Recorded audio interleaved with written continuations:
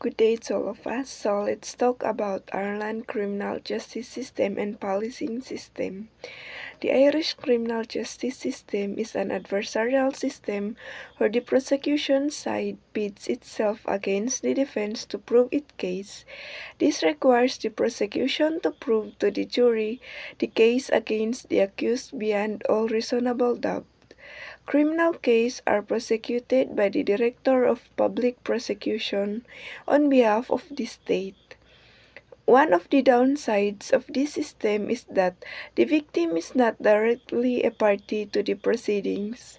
However, in recent years, there has been much more recognition given to victims and the victim's right in the process. The Irish system consists of three phases.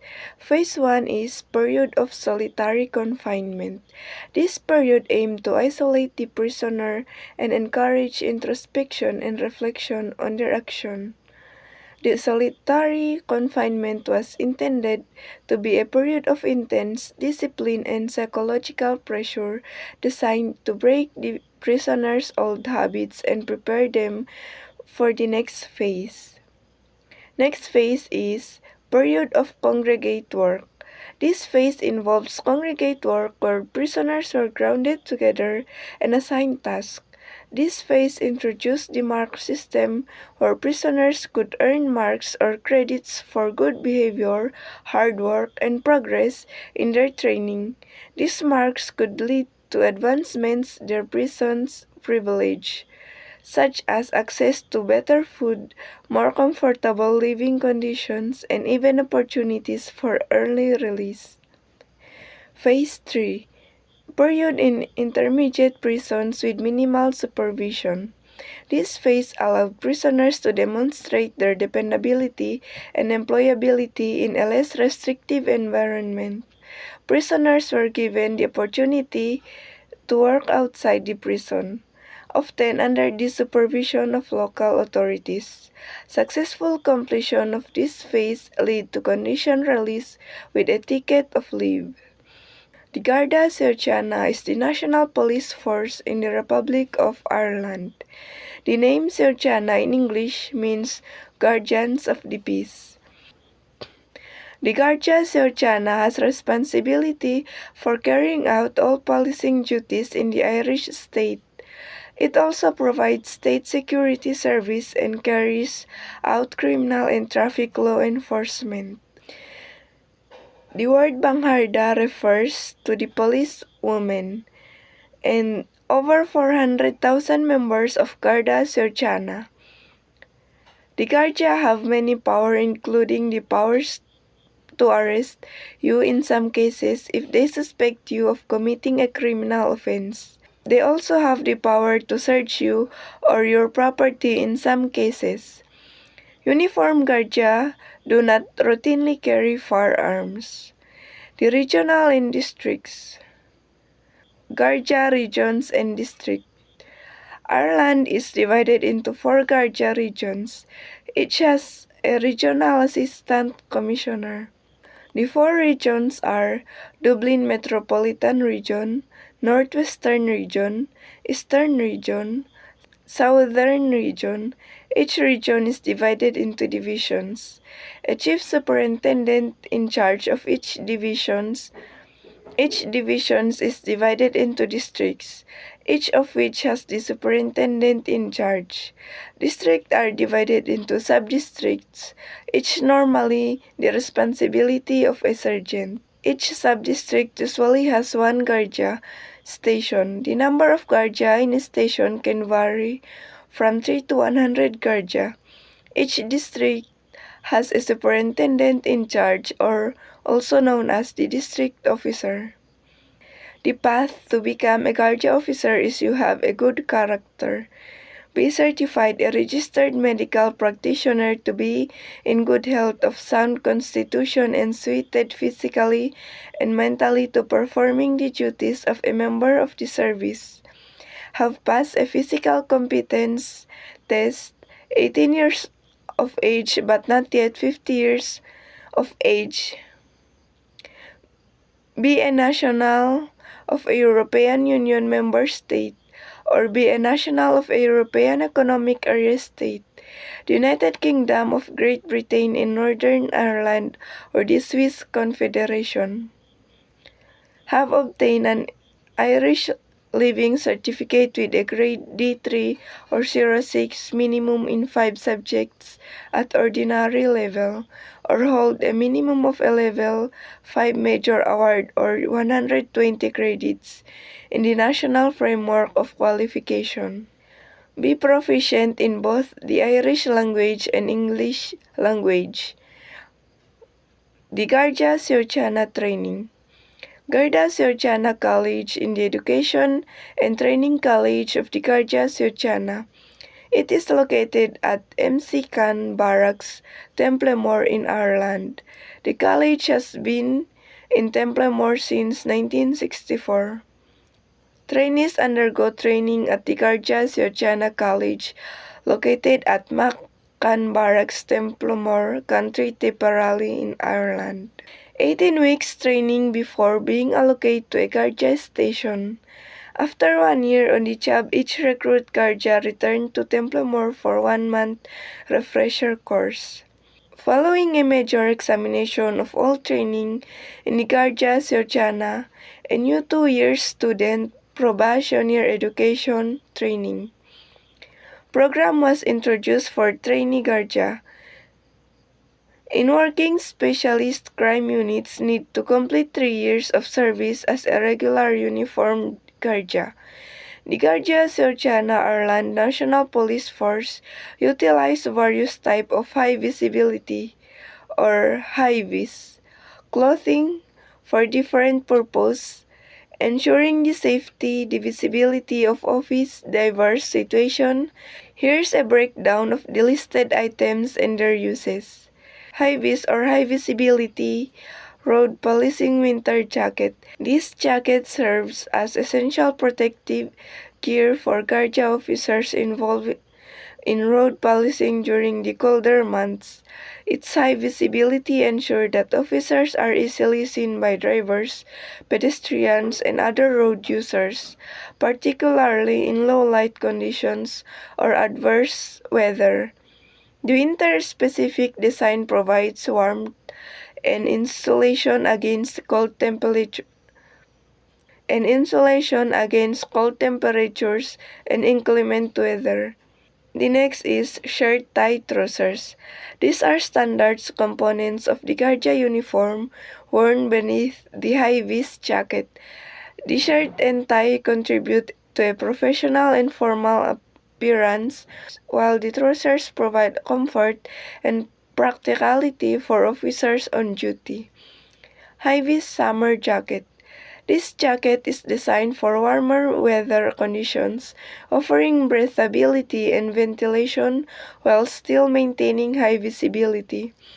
It is commonly worn by Garda officers during traffic control, community policing, and other duties where visibility is crucial even in summer months. High-vis mountain bike jacket. This specialized jacket is likely used by Garda officers who are part of the Garda's cycling. This specialized jacket is likely used by Garda officers who are part of the Garda's cycling unit or those who engage in patrols in investigations that require cycling. The mountain bike-specific design offers features like windproof and waterproof protection, increased visibility, and enhanced protection from the elements. High-vis ballistic vest. This vest provides crucial protection to Garda officers in potentially dangerous situations. It is typically worn beneath the uniform and features a high visibility outer layer to enhance visibility in emergencies or confrontations. The ballistic vests offer protection against potential threats such as firearms or sharp objects. High-vis winter waterproof jacket. This jacket combines the benefit of high visibility with waterproof protection, making it ideal for Garda officers working in wet or snowy conditions.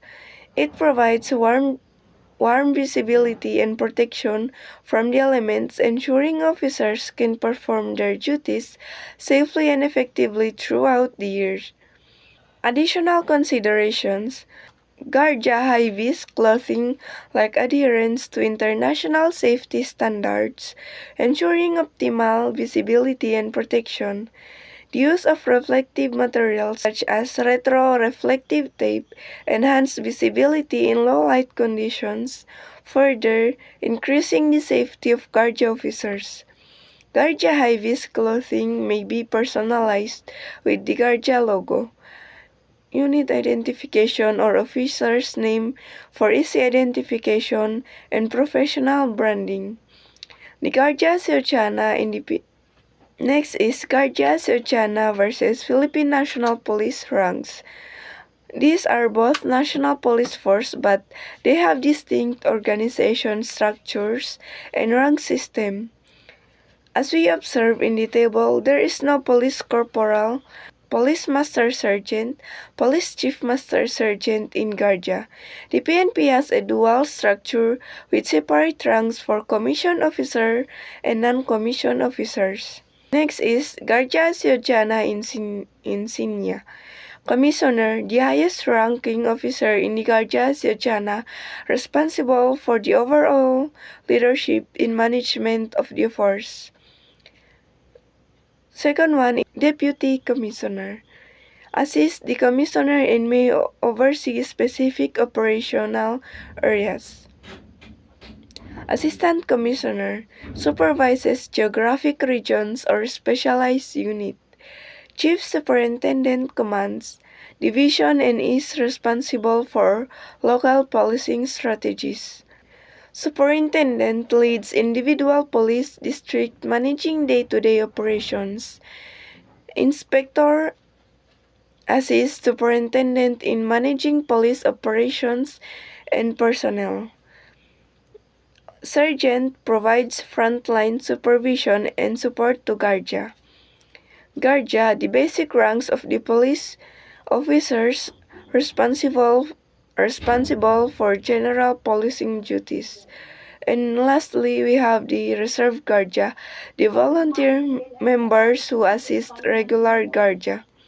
Next is Guardia Siochana salary. Guardia trainees will receive $184 or in Philippine peso is 10,642.84 pesos per week for the 34 weeks of the training at Guardia Training College, Templor. The incremental scale rises to $48,754 or in Philippine peso we have 2,820,272.64 per annum after 8 years with two further increments after 13 and 19 years in service, which bring the maximum of the pay scale to $52,482 or in Philippine peso it covers 3 million pesos per annum after 19 years in 2019. Aside for their salary, they have also the allowance for their uniforms, their foods, and other needs in their offices. Next is Guardia Siochana police vehicles. Patrol cars for general policing duties. Example is Toyota Corolla, Hyundai i40, Volvo XC70, Toyota RAV4, Kia EV6, and Skoda Octavia. These examples are the most used patrol car in Ireland. Next is motorcycles for traffic enforcement and rapid responses. Example is electric motorbike. Next is specialized vehicles for crime scene investigation, forensic and other specialized tasks. And here are some pictures of their vehicles.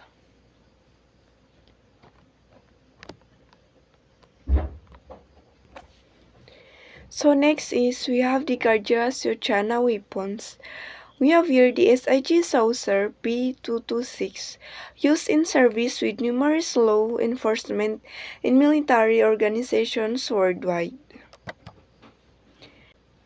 Next is Walther P99 is a semi-automatic pistol for law enforcement, security forces, and the civilian shooting. This is a first generation of 9mm version with green polymer frame. Next is pepper spray, oleoresin capsicum spray, or OC spray.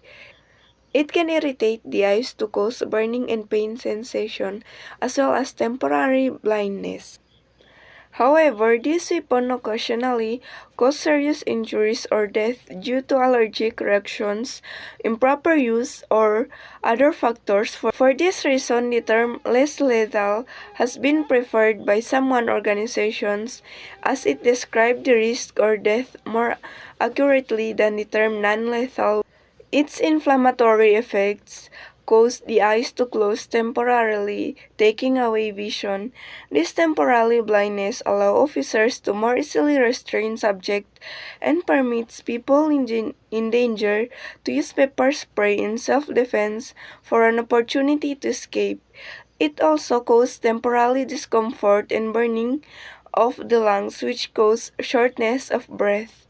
Pepper spray is used as a less lethal weapon in policing, riot control, crowd control, and self-defense, including defense against dogs and bears. Next is we have the pistol. This is a type of handgun characterized by a barrel with an integral chamber. Next is taser. The effects of a taser may only be localized pain or strongly involuntary long muscles contraction based on the mode of use and connectivity of the darts. When successfully used, the target is said to have been tased. The taser fires two small barbed darts intended to puncture the skin and remain attached to the target until removed by the user of the taser device.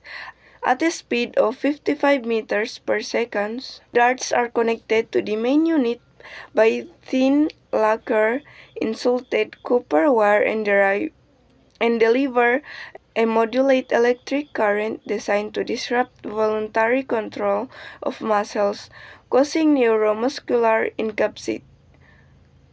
Next is why Ireland belongs to lesser crime countries. Ireland's status as one of the countries with low crime rate can be attributed to several interrelated factors that foster a safer environment. Here's an explanation of the key elements contributing to Ireland's relatively low crime levels. Here's an explanation of the key elements contributing to Ireland's relatively low crime levels. Spare internal conflicts is Ireland has largely transitioned from a history of conflicts, particularly during the Troubles in the Northern Ireland, to a more peaceful coexistence. The reduction in the internal strife has allowed communities to focus on social cohesion rather than division, contributing to lower crime rate. The high political stability. Ireland benefits from stable political institutions and effective governance, which contribute to law and order. A stable government can implement policies aimed at crime prevention, social justice, and economic development, leading to lower crime rates. Next is peaceful relations with neighboring countries. Ireland maintaining peaceful diplomatic relations with its neighbors, notably the United Kingdom. These positive interactions reduce the likelihood of cross-border crime and conflicts, contributing to overall national security. Ireland cooperates with neighboring countries on various security matters, including intelligence sharing which help to prevent organized crime and terrorism. The nominal crime rate is a stable economy, reduced poverty, and and unemployment, which are often correlated with higher crime rates. Economic development initiatives have provided opportunities for education and employment, contributing to low crime levels. Lastly is the almost non-existent terrorism. While Ireland has faced some challenges with terrorism in the past, effective counter-terrorism measures and intelligence operations have significantly reduced the threat. The focus on the prevention and community engagement has minimized the impact of extremist ideologies. Their current leader is Commissioner Drew Harris, had 34 years policing experience with the Police Service of Northern Ireland. Before joining the Garda Siochana in his current role and Commissioner of the Garda Siochana, he has responsibility for both policing and state security for Ireland. Next is the latest attack of terrorism. The latest attack was February 2022. 239 people were in custody of terrorism-related offences in the UK, with Islamist extremism, and 66 with extreme right-wing terrorism and 18 as others. And this is the end of my report, and hoping that you learned something. If you have any question, just PM me or comment down below so that we'll try to answer your question. And thank you for listening. I hope you understand something.